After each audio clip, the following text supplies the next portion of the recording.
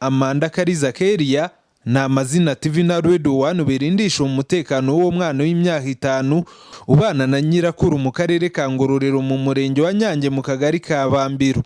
Ubuhamya nyirakuru atanga umusabira ubuvugizi nuko Amanda ameze nk'urwaye indwara zandurira mu mibonano mpuzabitsina, kandi uwo mwana akavuga ko hari ikintu atazi umusaza baturanye yamukojeje mu myanya y'ibanga ye yita Kanyoni, bakaba bakeka ko yamusambanyije. Ikibazo afite ni icy'uburwayi afite, yaratewe n'umusaza wamusambanyije.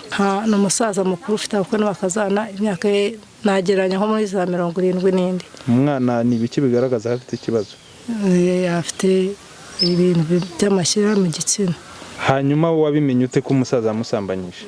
Njyewe nabajije, namujyanye kwa muganga bambwira ko umwana nk'uyu atajya agira ibyo bintu mu gitsina, ngo muganirize abe yambwira ibyaba byaramubayeho.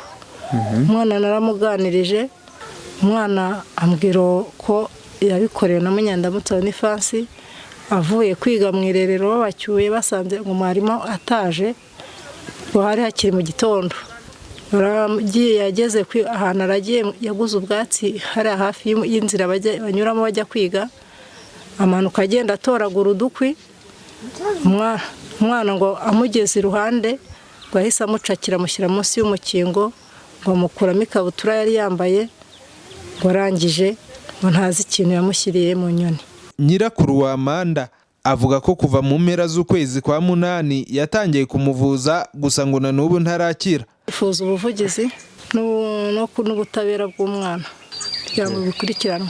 Umunyamabanga nshingwabikorwa umurenge wa Nyange Niyihaba Thomas yabwiye TV na Radio 1 uko iki kibazo nawe akizi, gusa ngo umusaza ushinjwa gusambanya no kwanduza umwana w'imyaka 5 indwara zandurira mu mibonano mpuzabitsina ari mu maboko y'urwego rushinzwe ubugenzacyaha RIB.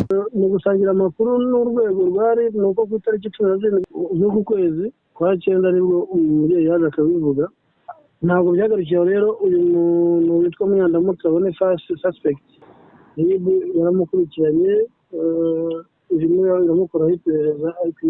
uwo musaza RIB yataye muri yombi. Mu myaka ishize nabwo yigeze gutabwa muri yombi, abaturage bamushinja gusambanya umwana wigaga mu mashuri abanza. Icyo gihe hari mu gitondo, umwana aza kumbwira ati umugabo aramfashe aransambanyije ku ngufu.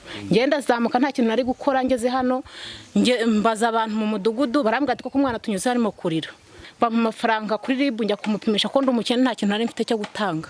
Bamaze kumupima nsubiyeyo rero barambwira ngo umuntu ngo icyaha ngo cyamufashe ngo bazamujyana i Gatumba. Umugabo aramujyana i Gatumba.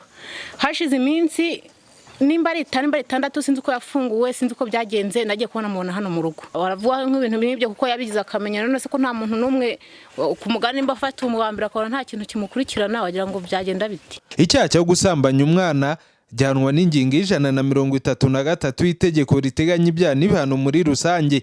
Iteganya ko iyo gusambanya umwana byakorewe kuri munsi y'imyaka 14 y'amavuko, ubu urukiko rubihamije ahanishwa gufungwa burundu.